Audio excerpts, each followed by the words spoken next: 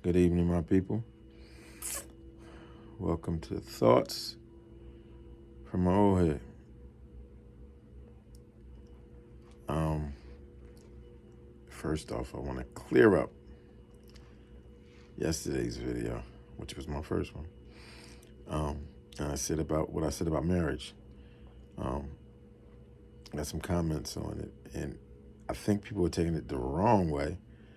I am married and love my wife, but what I spoke about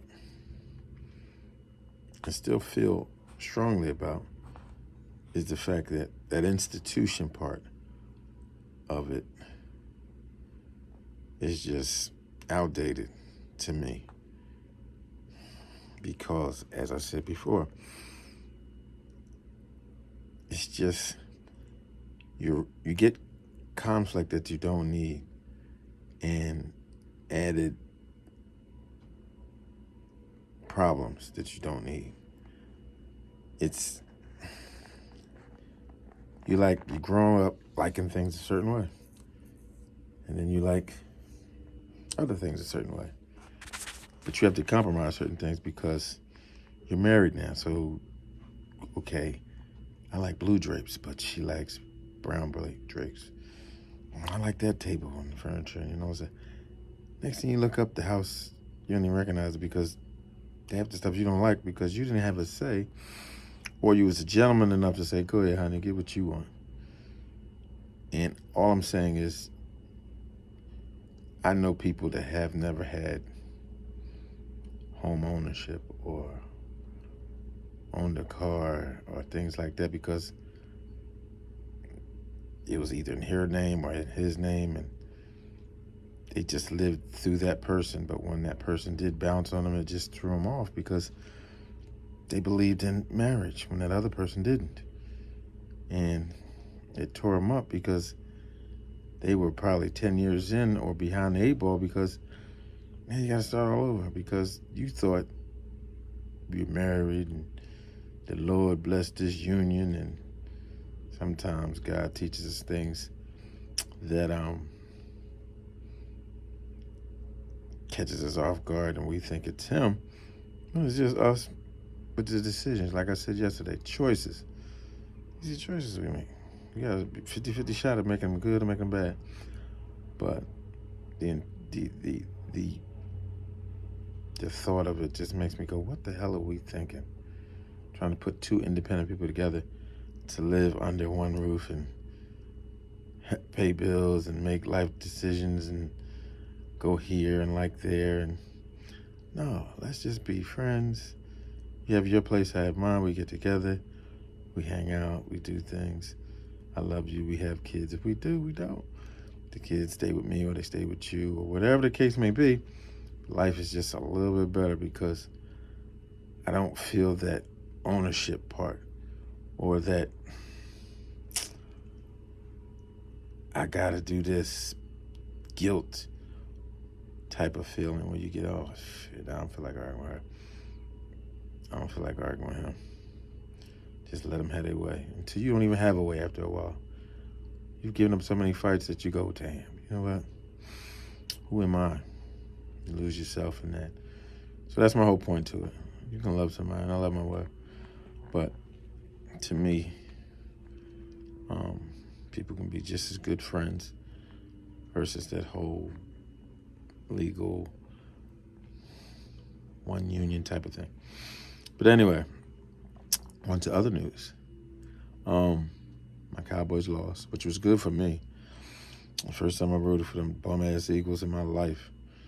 But I need us to get a better draft pick. So we're moving back or closer to the 10th pick, which is good. We should catch something good. We need help. When Dak went down, I knew he was down. So I wasn't expecting nothing. So all you Eagles fans thought y'all did something, you didn't do nothing. You got a bum quarterback. So I'm not worrying about y'all ever getting a Super Bowl again. So that's my rant about the Eagles. I was reading something today. Man stabbed his girl. No. It wasn't a man, it was a girl. The pizza delivery lady stabbed the pregnant lady because she gave her a $2 tip at the hotel. There's people crazy out here. You hear me? I mean, $2. She had a $33 bill. She gave it $2. But, I mean, that's kind of cheesy. That's messed up. But that ain't worth nobody getting stabbed about. So what the girl did was double back, call a couple of homeboys, put the hoodie on, because they were staying at a hotel, and they went back and kicked down the door after she got off work. Don't realize she got the same car she used to do the pizza delivery, and they got the tag. Just dumb stuff. People in their feelings. You hear me? In your feelings. It's just a different time, bro. It's a real different time for people. They're extreme. And then you mix that with guns and access to it and the weed. You kids smoke blunts like breakfast and shit. As soon as you wake up before you go to bed. All my kids, all of them smoke weed. All of them. I was like, what the fuck, y'all don't, it's just crazy. And they think that's a good thing. That shit fry your fucking brain too, but they think it's cool. But I ain't never met a hell of a motherfucker that smoke weed. Or getting money dude that smoke weed all the time. You gotta have your mind clear, especially out here, on how to move. It's just different vibe.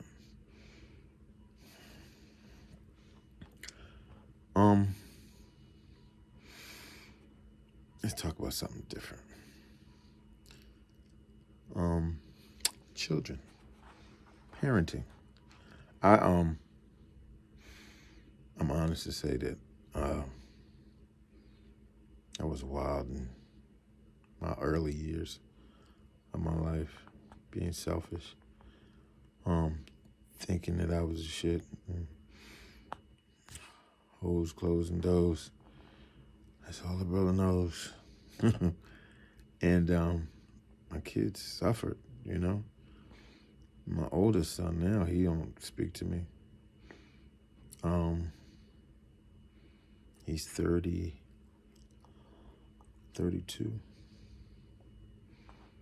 And he still holds that to me like that. He wasn't, you know. But here's my thing. Because I used that same excuse about my dad. And it was an excuse because here's where it is. A firm believer again. Father is here to teach your children to survive.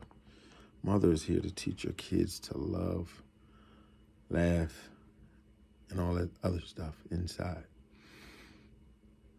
But father's here for difference. And my dad, you're only as good as what you've been taught. After later on in life, when I was taking care of him, we sat down and talked, he told me why he wasn't around and like that. Because his dad wasn't present like that. He was an alcoholic and he beat his mom. So in turn, my dad would beat my mom. Many years before I was around. I was younger. My older brother saw all that. My dad did the same thing his dad did. You're only as good as what you learn. And what I learned, because my dad wasn't there, it was just my mom all the time. And I don't care what you say, ladies, women can't teach no man, boy, how to be a man. They just can't. And my mom never, God bless her soul, never brought any men around. In retrospect, she probably should have, just to give us an example of somebody guiding us. But she was the beginning and the end. That's why I love her. And she did the best she could. And I was hell on wheels. Anybody from Logan will tell you. But it's just what you are. And to say, back to my son, my oldest son, it's just no excuse. It just, I thought it was cool to be a dad than to just be a dad. Like, you know, that's my little man. For sure, he cute. You know, he got his clothes all dressed up, da-da-da. Then I'm out. And there's a total difference. They'll tell you with my youngest son, Shaheem. Like, I learned to be present and in motion. Didn't miss none of his games. Just was up to school and just was a present dad. When my other son, I wasn't present. I don't know how my son learned how to drive. He lives in North Carolina, which is no excuse, but he used to come down in the summer times and stuff and stay with me and Kim and the kids.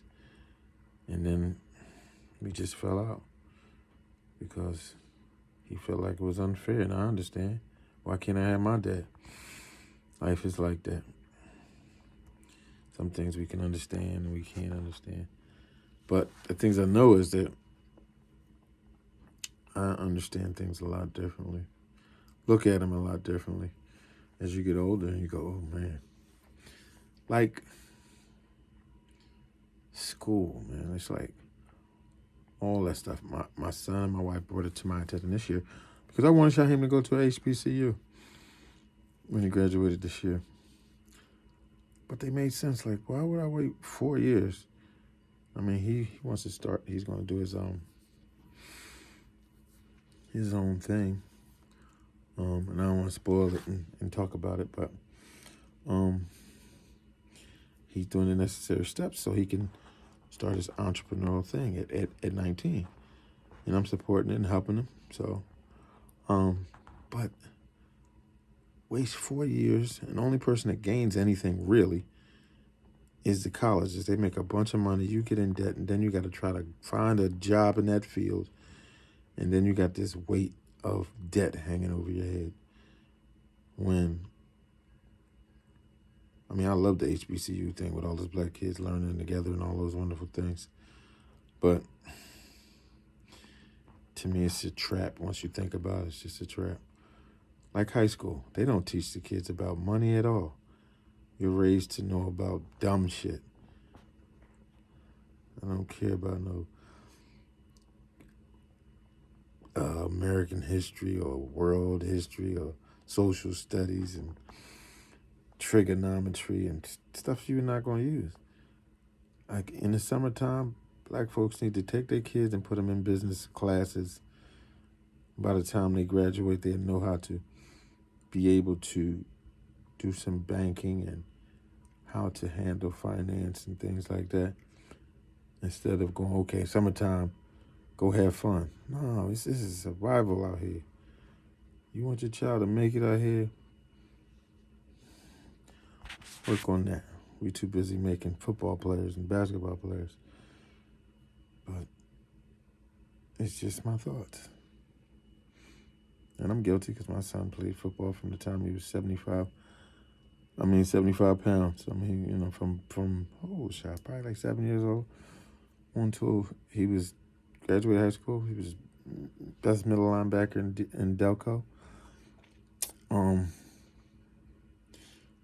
Because I'm a football nut, but he was a Cowboys fan, but he defected. He's a chump on that. And we'll get off of that because it gets me heated. But yeah, I want to. It's just different, you know. It's different when the kids, when you're not there, and you're not present. My son. Like the kids say, as you get older, they go, why you got... The other kids don't understand. You go, you wasn't like that with us. Well, here's the thing. There's no rule book with raising kids. So you get better at it because you've seen it all from these moments. And I never had to go to school for Shasha. I was a good kid. I'm not just saying that. He was a good kid in school. They'd call and say, he was acting up, playing in class, that type of thing. But nothing to get suspended, fighting, cussing, nobody else, none of that. So I was glad about that. But the other kids, oh my God, they was a handful. But we did it, and we stand tall for it. And we just hold people so firm on, you can't make a mistake. And I'm done with you. I'm done with you. And I found that out early on in my life. Not early on, but when I went through something. You find your strength in drama. You find your strength in problems. because in order for you to be something, you have to go through something, and it either make you or break you. But that's that God piece. See, I'm a spiritual guy. I studied Islam, I studied Christianity and all that, and I know I have a connection with God. I don't need to go to somebody's church to do that. I went to church. Last time I went to church was what was that? I forgot the name of that day. With Keith Reed. Anyway, big old church, not Enon, but the other one. And those suckers had an ATM in the lobby. This might have been 98. ATM in the lobby. I was done. I told my first wife at the time, we out, Coke. I'm done. And I just always felt that way. And the first pastor I heard was the black guy on TV with the deep voice. Yeah, you nigga. He like Kirk Franklin, this close to cussing. He always going off on TD Jakes. You fake pastors.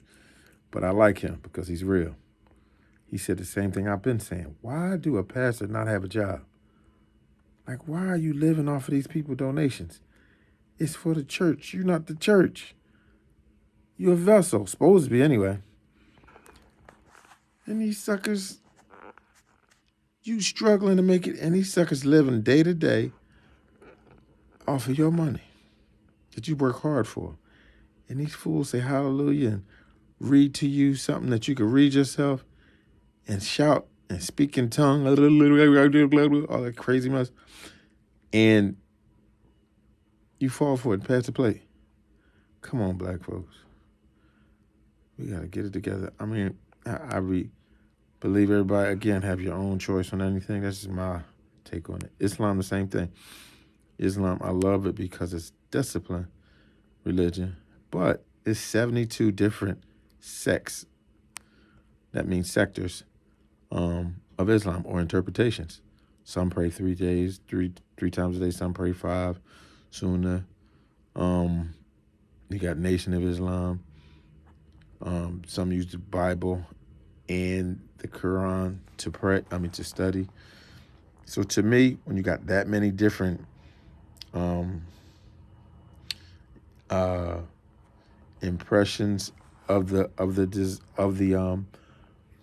religion, then it's not real. It's just somebody's interpretation. Same as King James. He wrote what he thought.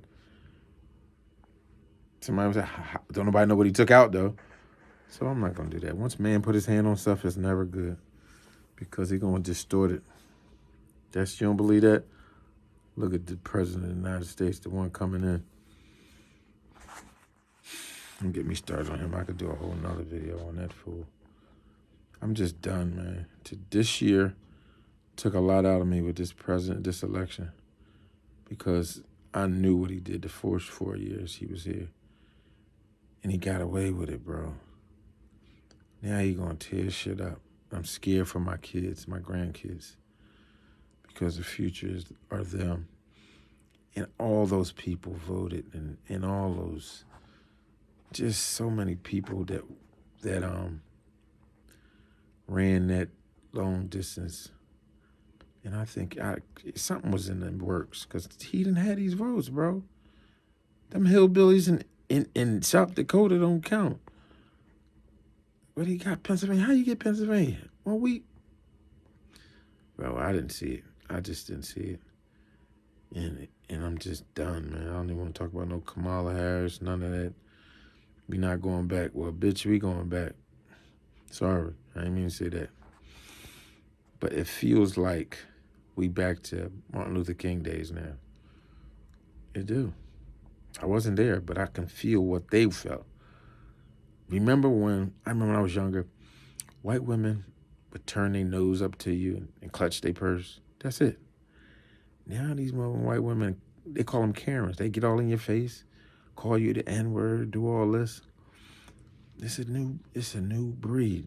Trump has unleashed a new kind of racism. And it's deeper and it's more personal. And then they got guns. And then black people, did you see what these 14 correctional officers did to that black man and killed him? and the mayor of New York, the governor, Huckle, the little lady. All four of them, I ordered them to be fired. Fired? You need to order them to be locked up. That's a murder. But that's where we at. A black man can be killed on camera, and his life don't mean nothing. It's crazy, bro. This is what times we live in. So that's why I say we pray and we keep fighting. It's just this election thing took a lot out of me. I'll get back into it. Definitely in 2 years, because we got to keep that Congress, tighten that thing up so them suckers don't get least control of that. But it's crazy that a black man is still second class. And we don't do much to help ourselves because we out here listening to drill music and stupid shit like that, and shooting each other, and still black on black crazy. Like, you want to do something? You want to do a drive-by on something? Drive-by on Trump and them. You want to do something for the cause? I remember, listen, the Black Mafia back in the day did not play around. This is before the Junior Black Mafia. They was okay. But the Black Mafia,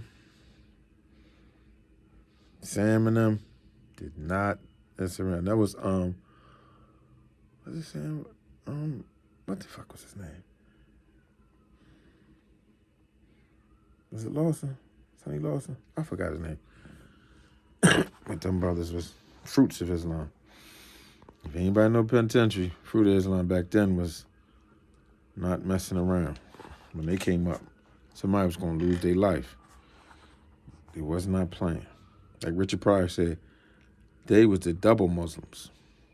That's the ones who want to see Allah, and they want to take a few people with them. So you don't leave them people alone. But we don't have that kind of vigilante no more. We don't have none. We still got these Jesse Jackson, little skinny ass Al Franklin, Al, whatever his name is. All them same little guys who can say the kind words and all this other stuff and talk, Hakeem Jeffries, talk all the talk. But y'all can't touch Donald Trump. But y'all see, this is where I'm going to give you an example, and then I'm going to get out of here. Donald Trump did the exact same crimes as R. Kelly, Bill Cosby, and maybe Puffy. He ain't did a day in jail. And he raped a white woman. I had to look around for that shit. He raped a white woman. R. Kelly did whatever he did with black women. Bill Cosby, he got messed up because he had a white one in that mix. But that ugly ass woman was like a damn man. 30 years later, you remember I raped you, and then y'all let it go through like, what? Get the fuck out. That's just crazy to me. But they knocking off these billionaires. They don't want us to have nothing, bro. Y'all pay attention. Spread the word. Talk to your kids. Keep your chin up. Stay focused. Because again, it's about choices. We can choose to bow down, or we can kiss the ring, or bend the knee, or we can keep fighting and stand up. I'm going to keep fighting. I ain't got no choice. So, again, I appreciate my people. Y'all listening to me. Just thoughts from my old head. It was a pleasure talking with y'all tonight. God bless you. Hug your kids. Tell your man I appreciate you. I love you. And all you deal with and go through, black man. Thank you. You guys have a good night.